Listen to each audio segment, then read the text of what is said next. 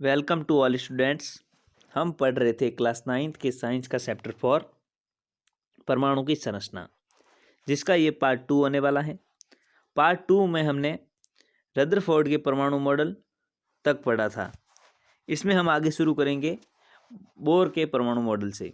तो Niels Bohr ने अपने परमाणु मॉडल में क्या क्या अवधारणाएं प्रस्तुत की, वो कुछ इस प्रकार से थी कि इलेक्ट्रॉन केवल कुछ निश्चित कक्षाओं में ही चक्कर लगा सकते हैं, जिन्हें इलेक्ट्रॉन की विविक्त कक्षा कहते हैं। स्टूडेंट्स, जो रदरफोर्ड है उसने बताया था कि इलेक्ट्रॉन नाभिक के चारों ओर चक्कर लगाते हैं, लेकिन वो ये नहीं बता पाया था कि इलेक्ट्रॉन किस प्रकार से चक्कर लगाते हैं। तो यहाँ पर नील्स बोर ने ये बताया कि जो इलेक्ट्रॉन होते हैं वो एक कुछ निश्चित इनकी कक्षाएं बने होती हैं नाभिक के चारों ओर, उन्हीं में चक्कर लगाते हैं, जिन्हें इलेक्ट्रॉन की विविक्त कक्षा कहते हैं। और जो दूसरा पॉइंट है इसका, वह जब इलेक्ट्रॉन विविध कक्षा में चक्कर लगाते हैं तो उनकी ऊर्जा का विकिरण नहीं होता है, यानी जो उनकी ऊर्जा का कोई भी ह्रास, यानी उनकी किसी भी तरह की ऊर्जा की कमी नहीं होती है। और जिन कक्षाओं में इलेक्ट्रॉन होते हैं उन्हें ऊर्जा स्तर भी कहते हैं। तो ये हमें याद रखना है कि जिन कक्षाओं में और जिन कोषों में इलेक्ट्रॉन चक्कर लगाते हैं उन्हें ऊर्जा स्तर भी कहते हैं। परमाणु के ऊर्जा स्तर कुछ इस तरह से होते हैं, इन्हें के, एल, एम और एन से दर्शाते हैं, या इन्हें 1, 2, 3 और 4 इस तरह से क्रमांक भी दे सकते हैं।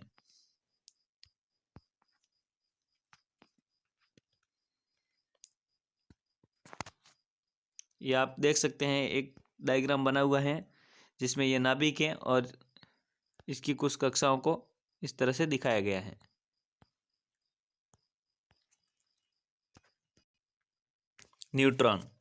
न्यूट्रॉन की खोज 1932 में जेम्स चैडविक ने की थी। ये आवेशित नहीं होता है। न्यूट्रॉन जो होता है उस पर किसी तरह का आवेश नहीं होता है, ये एक उदासीन कण होता है। इसका द्रव्यमान प्रोटॉन के बराबर होता है। तो जो न्यूट्रॉन है उसका द्रव्यमान और प्रोटॉन का द्रव्यमान, दोनों का द्रव्यमान बराबर होता है। हाइड्रोजन को छोड़कर सभी परमाणुओं के नाभिक में होता है। ये बात आपको ध्यान रखनी है कि न्यूट्रॉन जो होता है वो हाइड्रोजन के नाभिक में नहीं होता है। हाइड्रोजन के नाभिक में सिर्फ और सिर्फ प्रोटॉन ही होता है। परमाणु का द्रव्यमान नाभिक में मौजूद न्यूट्रॉन एवं प्रोटॉन के द्रव्यमान का योग होता है। जो परमाणु का जो द्रव्यमान संख्या होती है वो प्रोटॉन और न्यूट्रॉन का जो योग होता है वही परमाणु की द्रव्यमान संख्या होती है। नेक्स्ट है बोर एवं बरी के नियम से इलेक्ट्रॉनों का वितरण। तो इलेक्ट्रॉनों का वितरण किस तरह से किया जाता है कि जो बोर ने अपने परमाणु मॉडल में समझाया है कि जो इलेक्ट्रॉन होते हैं वो नाभिक के चारों ओर एक निश्चित कक्षाओं में चक्कर लगाते हैं, लेकिन इनको किस तरह से वितरित किया जाता है ये बोर और बरी के नियम में हम समझेंगे। तो इसका पहला पॉइंट है, किसी कक्षा में उपस्थित अधिकतम इलेक्ट्रॉनों की संख्या को सूत्र 2n² से दर्शाया जा सकता है, जहाँ n कोषों या ऊर्जा के स्तर का क्रमांक है। जैसे कि अगर k कोष है तो उसका क्रमांक 1 है, l कोष है तो उसका क्रमांक 2 है, m कोष है तो उसका क्रमांक 3 है। उसे किस तरह से इस सूत्र को सेटिस्फाइड किया जाएगा, जैसे अगर k कोष हैं तो उसमें n की संख्या 1 है तो 1 का स्क्वायर 1 और उसको 2 से मल्टीप्लाई करेंगे तो 2 इसमें इलेक्ट्रॉन आएंगे। जबकि दूसरा कोष है l तो उसमें उसका क्रमांक 2 है, तो इसे अगर इस सूत्र से करेंगे तो 2 का स्क्वायर 4 हो जाएगा और 4 को 2 से मल्टीप्लाई करेंगे तो 8, इसका आंसर 8 आ जाएगा। ठीक इसी प्रकार m कोष में 16 और n कोष में 32 इलेक्ट्रॉन आ सकते हैं। लेकिन जो इसका दूसरा पॉइंट है वो है, सबसे बाहरी कोष में अधिकतम इलेक्ट्रॉनों की संख्या 8 ही हो सकती है। यानी कि जो सबसे बाहर वाला कोष होता है उसके अंदर जो अधिकतम इलेक्ट्रॉनों की संख्या है वो 8 ही हो सकती है। इससे ज़्यादा इलेक्ट्रॉन सबसे बाहर वाली कक्षा में हम नहीं रख सकते। इसका जो नेक्स्ट पॉइंट है वो है, किसी परमाणु में दिए गए कोषों में इलेक्ट्रॉन तब तक स्थान नहीं लेते हैं जब तक कि उसके पहले वाली भीतरी कक्षा पूरी तरह से भर नहीं जाती। यानी कि कोई भी इलेक्ट्रॉन वो अपनी कक्षा में तभी आएगा जब उसकी आगे वाली कक्षा भर गई है। जैसे कि अगर मान लो इस कक्षा में कोई इलेक्ट्रॉन आना है तो वो यह यहाँ तभी आएगा जब इस कक्षा के सभी इलेक्ट्रॉन भर चुके होंगे।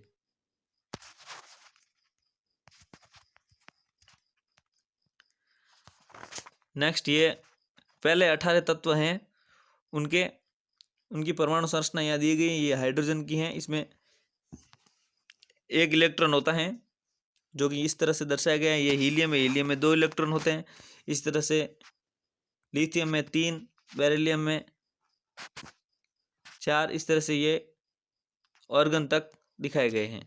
आप इनको देख सकते हैं, ये आपकी बुक में भी दिए गए हैं। अब है संयोजकता। किसी परमाणु की सबसे बाहरी कक्ष में उपस्थित इलेक्ट्रॉनों को संयोजकता इलेक्ट्रॉन कहते हैं। जो कि कोई भी परमाणु होता है उसके जो बाहरी सबसे बाहर वाले जो इलेक्ट्रॉन होते हैं उन्हें संयोजकता इलेक्ट्रॉन कहते हैं। जैसे कि हम ये सोडियम है, सोडियम के सबसे बाहर वाला 1 इलेक्ट्रॉन है, तो ये इसकी संयोजकता इलेक्ट्रॉन 1 है। जिन परमाणु के बाह्यतम कोष पूर्ण रूप से भरे होते हैं ये रासायनिक रूप से सक्रिय नहीं होते हैं या उनकी संयोजकता शून्य होती है। जैसे हम देखेंगे यहाँ पर जो ऑर्गन है इसके बाहर के कोष में पूरे 8 इलेक्ट्रॉन हैं, तो इसकी जो रासायनिक प्रवृत्ति है वो निष्क्रिय है, ये रासायनिक रूप से अधिक सक्रिय नहीं है और इनकी जो संयोजकता है वो शून्य संयोजकता है। हाइड्रोजन, लिथियम और सोडियम की संयोजकता 1 होती है। अब संयोजकता को कैसे पता करना है, तो हम सबसे पहले उस परमाणु के जो बाहरी कोष होता है उसके अंदर कितने इलेक्ट्रॉन हैं उसको देखेंगे। तो इस टेबल से हम किसी भी तत्व की संयोजकता निकाल सकते हैं। किस प्रकार से, अगर किसी भी परमाणु के बाह्यतम कोष में अगर 1 इलेक्ट्रॉन है तो उसकी संयोजकता 1 हो जाएगी, और अगर किसी परमाणु के बाह्यतम कोष में 2 इलेक्ट्रॉन है तो उसकी संयोजकता 2 हो जाएगी, और 3 है तो 3, और 4 है तो 4। लेकिन जब 5 उसके कक्ष में इलेक्ट्रॉन होंगे तो उसकी संयोजकता 3 हो जाएगी, क्योंकि 5 को अगर 5 को पूरा 8 बनाना है तो वो 3 को दूसरे इलेक्ट्रॉन से ग्रहण कर लेगा, तो उसकी संयोजकता 3 हो जाएगी। और अगर 6 है तो उसकी संयोजकता 2 हो जाएगी, और 7 है तो उसकी संयोजकता 1 हो जाएगी, और जो 8 है अगर तो उसे पूरी तरह से अगर बाह्यतम कोष भरा हुआ है और 8 इलेक्ट्रॉन है तो इसकी संयोजकता 0 हो जाएगी और ये रासायनिक रूप से सक्रिय नहीं होते हैं।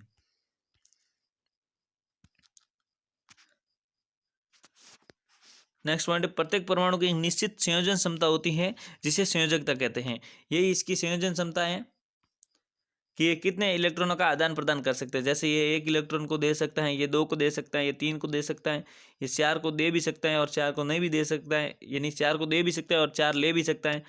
और जो ये 5 जिसकी संयोजकता 3 है तो ये 3 लेगा, और जिसके 6 इलेक्ट्रॉन है तो ये 2 लेगा। ठीक इसी प्रकार से सब पदार्थों की अलग अलग संयोजकता होती हैं। नेक्स्ट जो पॉइंट है वो है परमाणु संख्या।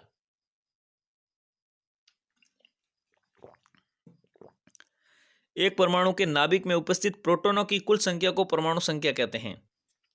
नाभिक में दो प्रकार के जो कण होते हैं, एक होता है न्यूट्रॉन और दूसरा होता है प्रोटॉन। तो जो प्रोटॉन की संख्या होती है वो उस परमाणु की परमाणु संख्या दर्शाती है।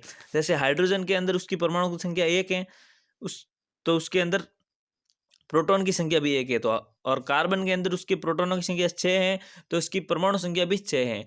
इस प्रोटॉन की संख्या या जो परमाणु संख्या उसे Z से दर्शाते हैं। और दूसरा पॉइंट है द्रव्यमान संख्या। द्रव्यमान संख्या किसे कहते हैं, किसी तत्व के नाभिक में मौजूद न्यूट्रॉन एवं प्रोटॉन की कुल संख्या उस तत्व की द्रव्यमान संख्या है। यानी कि जो नाभिक के अंदर जो 2 पॉइंट होते हैं न्यूट्रॉन और प्रोटॉन, इनको दोनों को प्लस किया जाए तो उसके बराबर ये आ जाएगी द्रव्यमान संख्या। परमाणु का संपूर्ण द्रव्यमान उसके नाभिक में होता है। जैसे कार्बन का द्रव्यमान 12 यूनिट है, तो उसके अंदर 6 प्रोटॉन है और 6 न्यूट्रॉन है।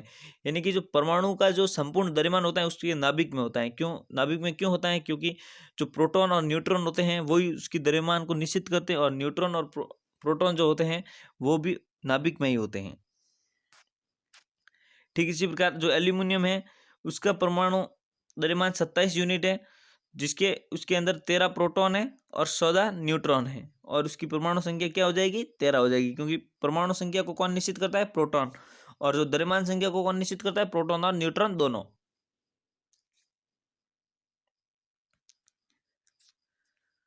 किस तरह से किसी तत्व की परमाणु संख्या और द्रव्यमान संख्या को दर्शाते हैं। किसी भी तत्व का यहाँ प्रतीक ऐसे लिख देते हैं, और जो इसके ऊपर हैं वो द्रव्यमान संख्या दर्शाते हैं, और जो नीचे हैं वो उसकी परमाणु संख्या दर्शाते हैं। इस प्रकार से किसी भी तत्व की परमाणु संख्या और द्रव्यमान संख्या को दर्शाते हैं। यही डायग्राम बना हुआ है इस तरह से। नेक्स्ट पॉइंट है समस्थानिक। समस्थानिक किसे कहते हैं? तो तत्व जिनकी परमाणु संख्या समान हो लेकिन उनका द्रव्यमान अलग अलग हो तो वो समस्थानिक कहलाते हैं। जैसे कि अगर किसी भी तत्व की परमाणु संख्या तो सेम है लेकिन जो उसके परमाणु द्रव्यमान है वो अलग अलग है। इसे हम इस तरह से समझ सकते हैं कि जो प्रोटॉन की संख्या तो उसके नाभिक के अंदर सेम है, यानी प्रोटॉन की संख्या तो किन्हीं दो तत्वों के अंदर बराबर है, लेकिन जो न्यूट्रॉनों की संख्या है वो अलग अलग है। तो इस तरह से उनका द्रव्यमान अलग हो जाएगा। तो उनका स्थान वही है लेकिन उनका द्रव्यमान अलग है, तो इसलिए उसे हम समस्थानिक कहते हैं, यानी कि उनका समान है स्थान, इसलिए उसे समस्थानिक कहते हैं। तो समस्थानिक की डेफिनेशन क्या हो जाएगी कि तत्व जिसकी परमाणु संख्या समान हो लेकिन द्रव्यमान भिन्न भिन्न हो उन्हें समस्थानिक कहते हैं। जैसे हाइड्रोजन की 3 समस्थानिक है, प्रोटियम, ड्यूटेरियम और टाइटेरियम। इसमें हाइड्रोजन के प्रोटियम समस्थानिक में 1 द्रव्यमान होता है, ड्यूटेरियम में 2 द्रव्यमान होता है और टाइटेनियम में 3 द्रव्यमान होता है।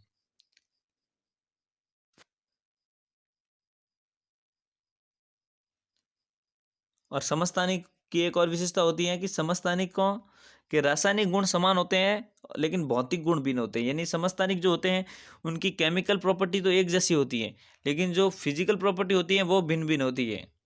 यानी वो दिखते अलग अलग होते हैं लेकिन जो उनके अंदर का जो मटेरियल होता है वो एक जैसा ही होता है। जैसे कार्बन के 2 समस्थानिक हैं, क्लोरीन के भी 2 समस्थानिक हैं। क्लोरीन में प्रकृति में क्लोरीन 2 समस्थानिकों के रूप में पाया जाता है, यानी जो क्लोरीन है वो अकेला नहीं पाया जाता, उनके दोनों समस्थानिक साथ में पाए जाते हैं। ये आपको ध्यान रखना है। प्रकृति में क्लोरीन 2 समस्थानिकों के रूप में पाया जाता है जिनका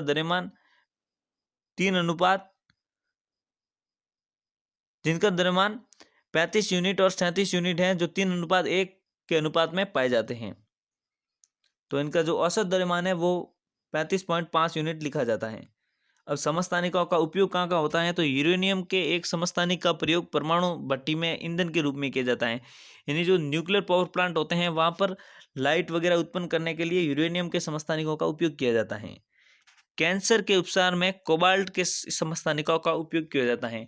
जो कैंसर की दवाई होती है उसको बनाने के लिए जो कोबाल्ट धातु है उसके समस्थानिक का प्रयोग किया जाता है।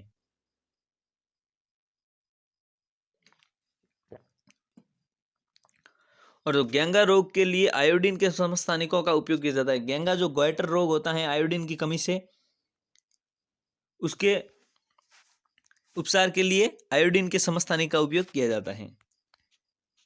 नेक्स्ट है समबारिक। जिस तरह से समस्थानिक में क्या होता है कि स्थान सेम होते हैं लेकिन द्रव्यमान अलग होता है, लेकिन समबारिक में क्या होता है कि जो स्थान तो भिन्न भिन्न होता है लेकिन द्रव्यमान संख्या समान होती है। इसको डेफिनेशन के रूप में देखेंगे कि परमाणु संख्या भिन्न भिन्न तथा द्रव्यमान समान हो तो वो समबारिक कहलाते हैं। जैसे कैल्शियम और आर्गन आपस में समबारिक है,